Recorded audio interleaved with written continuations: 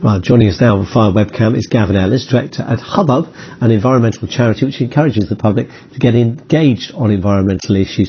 Gavin, welcome to BBC News. Good morning to you. Morning. I suppose in a sense there's quite a lot of evidence that the public is engaged on issues of this kind, not only obviously the campaign to reduce plastics in our waterways and oceans, but also on this very question of packaging. Yeah, I think that's right. I think there's a massive level of awareness of the issue, probably at a level we've never seen before, but I think it's not really matched by people knowing what they can do about it. And I think a lot of that's because of confusion, and that's caused by things like what's been outlined in this Which report, that if you look at what we buy on supermarket shelves, it's quite inconsistent in terms of what things are made of, whether they're recyclable or not. It changes from one council to the next. So I think there's a lot that can be done just to standardise it, make it more consistent and make it more simple for people to do the right thing. The government says it's consulting on what it calls a one-size-fits-all approach. This obviously applies in England, which would mean the same materials could actually be recycled anywhere around the country. I mean, how big a problem is that at the moment? How difficult, in practical terms, would it be to achieve that, given you've got different operators using different bits of equipment to provide recycling services to different local councils? Yeah, well, it depends which end you approach it from. So if you approach it from the manufacturers and the retailers and actually what they produce and what they sell us and what we buy, then that kind of dictates what's going to get recycled at the end. And so if you standardise it from the outset, I think that's the crucial thing. I think one thing I would say is from a public point of view, from an individual point of view, what we can do where possible is just try not to buy the packaging in the first place. And from an environmental point of view, that's the best thing you can do.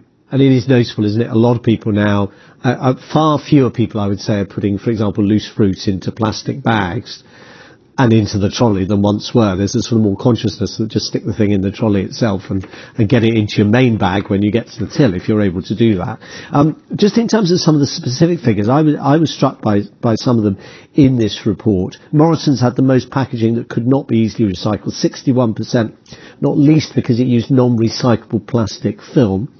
By contrast, at the other end, you've got companies like Tesco and Waitrose found to be the best. 40% of their packaging could not easily be recycled. I mean, it's still quite a big chunk that can't actually be reused and is presumably ultimately going to end up in landfill sites. Yeah, landfill or it'll be burned, it'll be incinerated. And I think the issue is that, for some of that, I guess if you like, the low-grade plastic, there isn't really much of a market for it. It's not actually worth a huge amount. Whereas if you look at something like PET, which is what plastic drinks bottles are made out of, that's quite a valuable material. So, I mean, as a rule, if you're to recycle a plastic bottle, as long as it's empty, then that plastic bottle is likely to get recycled, almost certainly wherever you are in the country. It's when you get down to those miscellaneous bits of plastic and the film and that kind of thing, that's when it becomes a bit more problematic. And that I think is the stuff that we can really try to avoid if at all possible. We talked on the news channel a few months ago about, which I had no idea about until I read it, that dark plastic container trays, that's a typical thing for what we used to call TV meals or ready meals, those can't be recycled because the cameras in the equipment can't actually see them.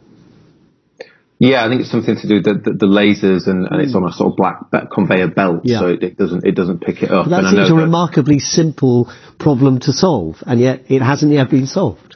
No, it hasn't. And I think one thing I would say, I think the supermarkets are on the back foot at the moment, and I think things will change, and the more scrutiny from the media and from the public that they get, the more likely they are to change. So there's clearly a lot more that can still be done to eliminate that, like you said, that unrecyclable plastic, and to make it clearer, make the labelling clearer and more consistent. I mean, that's something else that comes out of the Which report, that it says in a lot of cases it just isn't obvious from the labels or even visible at all that this material is or isn't recyclable. I mean, presumably, again, that's something you would like manufacturers and the retailers to do, to just put things on that.